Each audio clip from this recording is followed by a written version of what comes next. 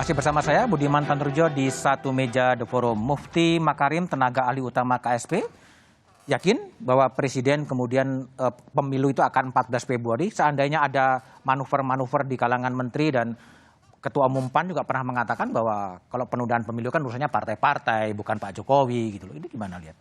Ya, saya kira pernyataan terakhir setelah pelantikan KPU dan Bawaslu itu sudah mengunci semua ya dari apa yang selama ini menjadi dinamika dalam perdebatan politik. Jadi kalau kita lihat tahapannya ketika Presiden menyatakan di dalam rapat kabinet bahwa hentikan perdebatan soal 3 periode dan seterusnya, lalu kemudian di dalam rapat tentang arahan pemilu meminta supaya semua kegiatan proses pemilu dilaksanakan sesuai jadwal, lalu ketika pelantikan sudah selesai lalu meminta semua bekerja dengan sungguh-sungguh untuk mempersiapkan pemilu pada tanggal 14 Februari 2024, saya kira itu sudah sinyal yang sangat tegas bahwa proses perdebatan berhenti ya. Dalam hal ini tidak ada lagi yang bisa menyatakan bahwa Presiden punya itikat, Presiden punya kepentingan untuk menunda dan seterusnya. Jadi itu yang kemudian kami di KSP tindak lanjuti dalam bentuk pengawalan ya. Karena salah satu tugas dan fungsi di KSP adalah mengawal program-program prioritas yang termasuk diantaranya adalah pemilu sesuai dengan jadwal yang sudah ditetapkan. Gini, Bung Mufti, kalau kita lihat tadi ya, yang Adian juga katakan, sebenarnya kan 2019 di depan pemimpin redaksi mengatakan ini 3 periode itu menampar muka Presiden, cari muka gitu kan. Kemudian sedikit berubah ya, berubah responnya bahwa ada aspirasi itu adalah aspirasi konstitusional. Tapi menteri-menterinya juga kemudian bermanuver dan lain sebagainya. Kalau itu terjadi lagi gimana sebetulnya nanti? Ya, saya kira Presiden punya pemikiran dan punya pertimbangan sendiri. Karena bagaimanapun juga menteri-menteri ini kan instrumen yang berada di bawah kepemimpinan Presiden.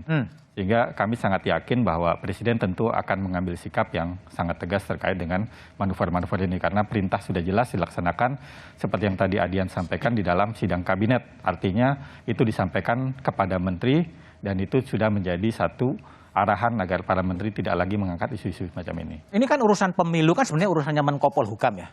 Tapi dalam kasus ini Pak Luhut sebagai Menko Marves lebih banyak dominan ya, banyak dominan dan ada big data dan lain sebagainya. Tapi juga kemudian juga mendapatkan posisi-posisi kunci juga.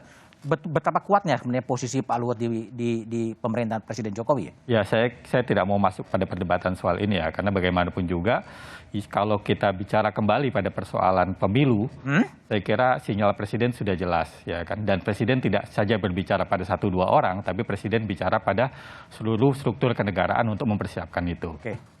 Saya kira begitu posisinya. Bung Kahar, jadi setelah 14 Februari disampaikan Presiden, mahasiswa akan tetap demo, akan tetap berunjuk rasa untuk mengawal itu dan atau mau apa sebetulnya mau dikerjakan? Ya, pasca aksi kita mengadakan kembali konsolidasi untuk mengevaluasi aksi pada tanggal 11, kemudian aksi di berbagai daerah dan juga bagaimana pada tanggal 28. Dan tentu ke depan kita terus melakukan, hari ini bukanlah puncak dari gerakan mahasiswa, tapi hari ini bagaimana puncak dari gelombang pertama yang akan ada gelombang-gelombang berikutnya ketika kebijakan-kebijakan yang dikeluarkan oleh pemerintah itu kebermanfaatnya bukan pada rakyat.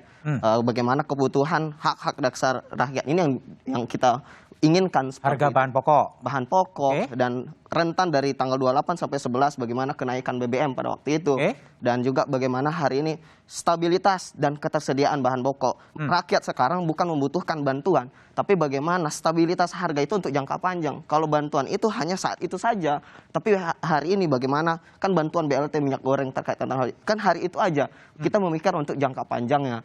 Itu salah satu yang dibutuhkan kita juga, tapi bagaimana stabilitas ke depan dan ketersediaan bahan pokok itu. Dan banyak bagaimana tuntutan yang terakhir adalah bagaimana tentang visi misi ataupun janji-janji kampanye. Fokuslah pada visi misinya, jangan memikirkan terkait tentang pesta demokrasi tahun 2024, tapi fokus pada kinerja terkhusus kabinet dari tahun ini seperti itu. Termasuk juga penuntutan terhadap ibu kota negara itu? Ya, kita masih tetap bagaimana hari ini ingin menunda dan mendesak dan untuk menunda dan mengkaji ulang ibu kota negara baru ini berdasarkan aspek-aspek yang sosial, ekologi, ekonomi, hukum dan lain sebagainya. Tapi apa sih persisnya yang mau dikerjakan oleh mahasiswa untuk mengawal agar janji-janji Presiden Jokowi itu terpenuhi?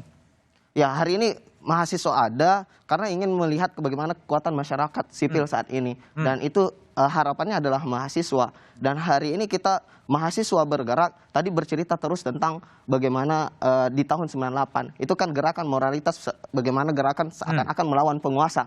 Tapi hari ini bagaimana gerakan politik progresif, gerakan yang membuat kebijakan yang awalnya tidak pro terhadap rakyat, membuat kebijakannya pro terhadap rakyat. Kebermanfaatannya haruslah kepada rakyat. Jadi kita bagaimana mahasiswa gerakan masyarakat sipil ini dapat mengontrol kebijakan pemerintah agar kebermanfaatannya itu kepada rakyat. Cukup di situ, bukan kita ingin menurunkan atau menggulingkan presiden, bukan itu. Dari tuntutan tidak ada satu kata pun tentang hal tersebut. Hari ini kita betul tegaskan bahwa gerakan mahasiswa hari ini betul-betul fokus pada kebijakannya, kebermanfaatan. Karena kami punya orang tua. Bagaimana hari ini tentang dapur kan yang dipikirkan rakyat saat ini, kesejahteraan itu yang kita pikirkan. Untuk mahasiswa kebebasannya, bagaimana kebebasan sipil saat ini. Usman, jadi setelah 14 Februari dicanangkan, apa yang diharapkan dan harus dikerjakan oleh gerakan mahasiswa? Apakah memang perlu aksi lagi untuk mengawal atau sudah dianggap sebagai kemenangan sebenarnya? Keputusan itu ada pada mereka. Mereka lah anak zamannya sekarang ini gitu ya. Dan saya hanya ingin mengingatkan kita semua bahwa isu penundaan pemilu itu kan hanya satu di antara beberapa isu tentang amandemen konstitusi. Jadi wacana amandemen konstitusi ini kan pernah muncul 2 tahun yang lalu, bahkan 2 tahun lebih yang lalu tenggelam, hilang, tiba-tiba muncul kembali. Pertama tentang penundaan pemilu, kedua tentang perpanjangan masa presiden, ketiga tentang perubahan sistem pemilu yang tadinya langsung mau diubah menjadi sistem pemilihan tidak langsung melalui MPR gitu. Jadi kalau mahasiswa ingin terus mengawal agenda katakanlah politik ini, saya kira itu hak mereka gitu. Dan saya sebenarnya sangat bangga karena apa yang dijelaskan oleh Bung Kaharudin tadi sebenarnya melengkapi gerakan mahasiswa tahun 98. Gerakan mahasiswa tahun 98 sebenarnya membawa isu-isu kerakyatan juga seperti sembako.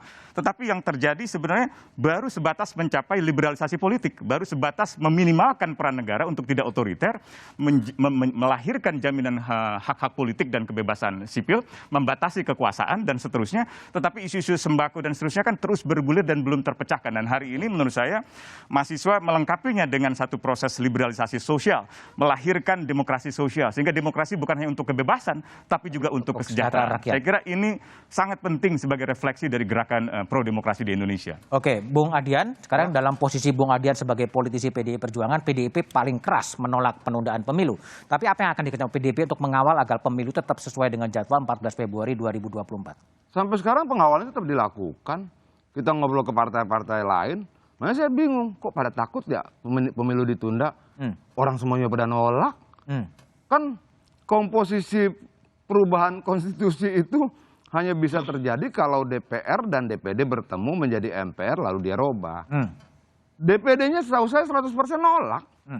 Jadi mau kayak apapun nggak bisa. Nggak akan jalan? Nggak akan jalan. Ada demo nggak akan jalan. Kenapa? Mekanismenya tidak terpenuhi. SOP-nya nggak terpenuhi. Itu yang saya bingung, ini kenapa ya? Kenapa orang jadi lebih khawatir pada imajinasinya, pada ketakutannya, sementara faktanya tidak mendukung ketakutan itu gitu loh. Kecuali yang dikatakan faktanya mendukung ketakutan kita. Faktanya misalnya semua partai setuju. Faktanya misalnya DPD setuju. Ini enggak. Faktanya misalnya tidak pernah ada pansel KPU. Tidak pernah ada. Ini enggak. Faktanya pansel KPU ada. DPD menolak, sekian partai menolak, sekian puluh menteri tidak berbicara hal yang sama dalam arti tidak bersetuju terhadap itu semua. Tapi saya khawatir. Iya, tapi faktanya nggak perlu dikhawatirkan. Nggak bisa. Saya harus khawatir.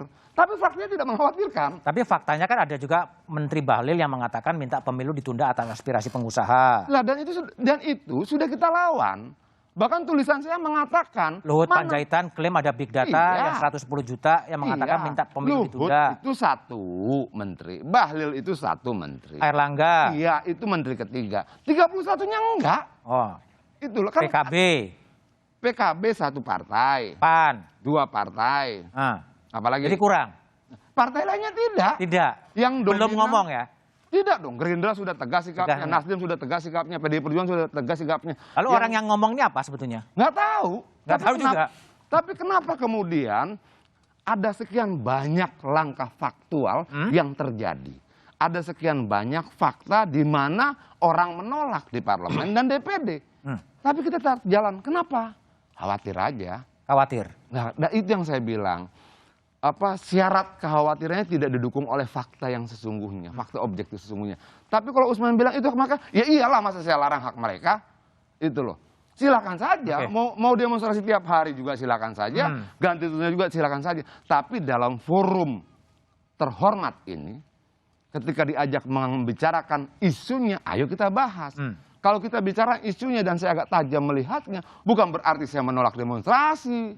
Saya lebih banyak demonstrasi dibandingkan Usman Hamid. Saya lebih lama demonstrasi dibandingkan Boleh dihitung. Boleh dihitung. Kenapa? Ketika dia sudah di Kontras, saya masih demonstrasi.